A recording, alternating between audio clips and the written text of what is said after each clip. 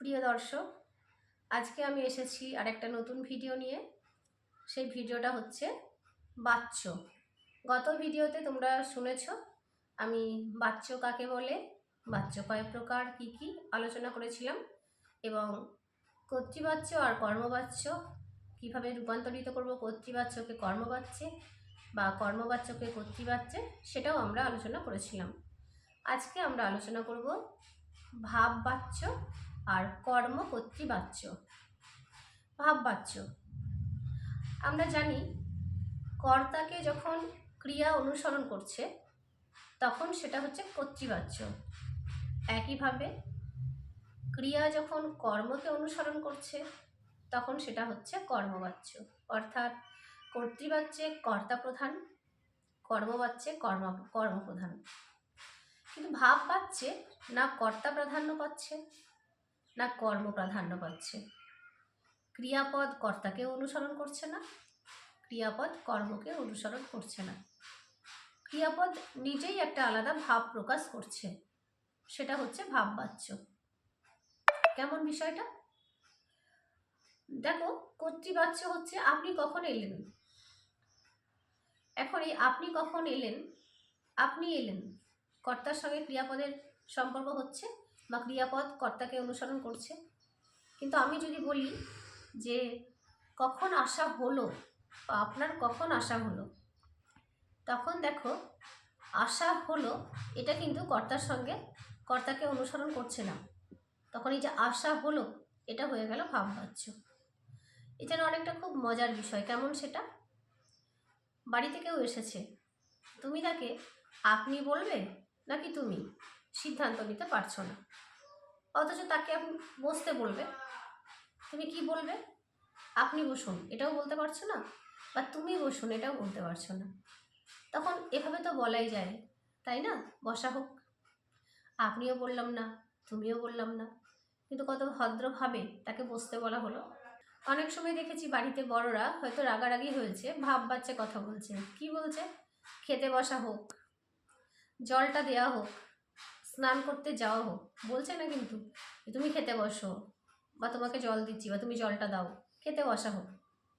এই হচ্ছে ভাববাচ্য। তো ভাববাচ্য তাহলে কীরকম হচ্ছে না, আপনি কোথায় থাকেন, আপনার কোথায় থাকা হয়, আপনি কি বাড়ি যাবেন, আপনার কি বাড়ি যাওয়া হবে, বা আপনার বললাম না বাড়ি যাওয়া হবে, এই হচ্ছে ভাববাচ্য। আর কর্মকর্তৃবাচ্য, কর্মকর্তৃবাচ্য কি বলতো, আমাদের বাংলায় কর্মকর্তৃবাচ্যের সেভাবে প্রয়োগ নেই বললেই চলে। আমরা বলি বটে যে বাচ্য 4 প্রকার, কিন্তু মূলত বাচ্য 3 প্রকার: কর্তৃবাচ্য, কর্মবাচ্য আর ভাববাচ্য। কর্মকর্তৃবাচ্যর ব্যবহার নেই বললেই চলে। তো আজকে আমরা একটু দেখে নিই যে বাচ্য কীভাবে এই ভাববাচ্যকে কীভাবে আমরা কর্তৃবাচ্য বা কর্তৃবাচ্যকে আমি কীভাবে ভাববাচ্যে রূপান্তর করব। ভাববাচ্য, যে বাচ্যে ক্রিয়া বাক্যের মধ্যে প্রধান ভূমিকা নেয়, কর্তা বা কর্ম প্রধান নয়, তাকে ভাববাচ্য বলে। কর্তৃবাচ্যে কর্তার প্রাধান্য, কর্মবাচ্যে কর্মের প্রাধান্য, আর ভাববাচ্যে কিন্তু কর্তা কর্ম কেউ প্রাধান্য পাচ্ছে না, সেখানে কিন্তু ক্রিয়া প্রাধান্য পাচ্ছে। ভাববাচ্যে একটা জিনিস লক্ষ্য করো, কর্তায় র বা এর বা কে বিভক্তি যুক্ত হয়। যেমন আপনার কোথায় থাকা হয়, মূল কর্তা হচ্ছে আপনি, তার সঙ্গে র, আপনার কোথায় থাকা হয়, সে কখন যাবে, তার কখন যাওয়া হবে। শ্যাম হাসে, দেখো শ্যামের সঙ্গে এর যোগ হয়েছে, শ্যামের হাসা হয়। তো কর্তৃবাচ্যকে আমরা কিভাবে ভাববাচ্যে রূপান্তর করব।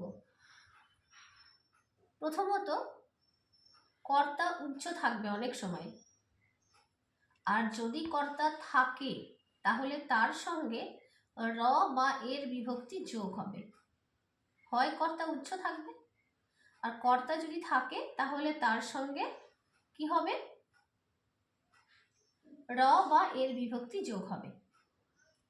যেমন এই যে শ্যাম হাসে, কর্তা আছে, শ্যামের সঙ্গে এর বিভক্তি যোগ হয়েছে, শ্যাম হাসে।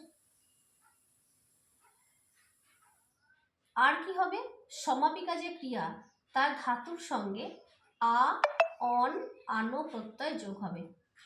সমাপিকা ক্রিয়া হাসে, হাসের সঙ্গে, হাসে ধাতুটা কি হচ্ছে, হা ধাতু, হস ধাতু, তার সঙ্গে আ যোগ হচ্ছে, হাসা, হা মানে হাসা, তাহলে শ্যামের হাসা হয়। আর কি হবে, এই যে হাস, এই যে মূল ধাতু তার সঙ্গে যেমন আ প্রত্যয় যোগ হলো, এরপরে একটা হ বা যা ধাতু থাকবে, সেই ধাতু দিয়ে একটা সমাপিকা ক্রিয়া গঠন করা হবে, সেই ক্রিয়াটা থাকবে কেমন, হ ধাতু, এর সঙ্গে সমাপিকা ক্রিয়া কি হতে পারে, হয়, হবে, হয়েছে, বা যা ধাতু দিয়ে কি হতে পারে, যায়, যাবে, যাওয়া হয়েছে, এরকম কিছু হবে, তাই না।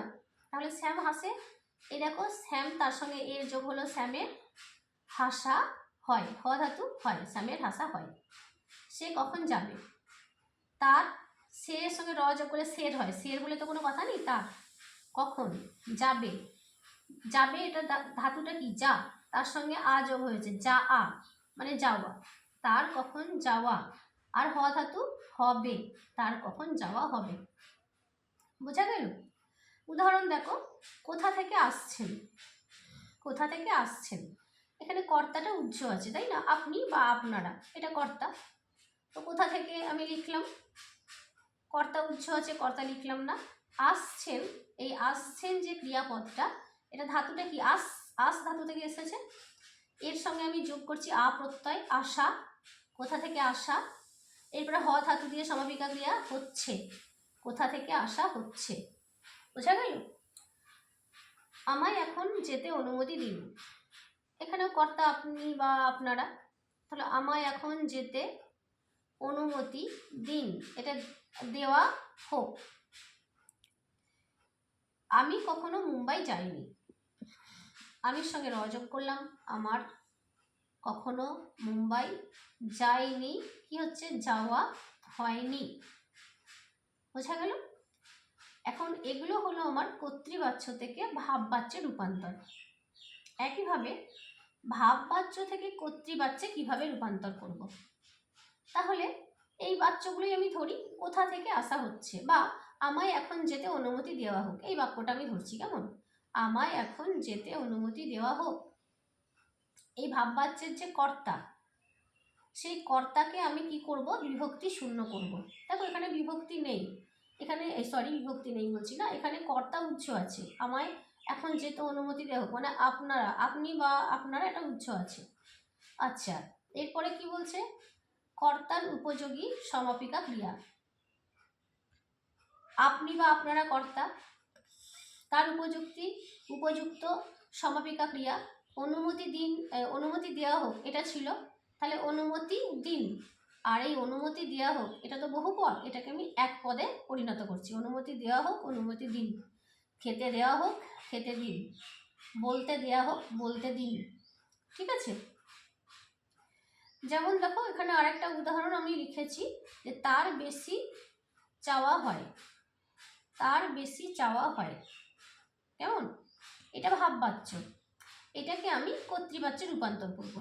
তাহলে প্রথম আমি যেটা বলেছিলাম যে কর্তাকে বিভক্তি শূন্য করব, তাহলে কর্তা তো তার, একে আমি যদি বিভক্তি শূন্য করি, র বিভক্তি লোপ পেল, পড়ে থাকলো তা, তার মানে তো সে থেকে তার কথাটা এসেছে, তাই না, সে, বেশি যেমন আছে লিখলাম, চাওয়া হয়, এটা বহুপদী, একে এক পদে পরিণত করব, চাই, শেখা আছে, শিখেছে, লেখা আছে, লিখেছে, বলা আছে, বলেছে, তেমনি চাওয়া হয়, চাই।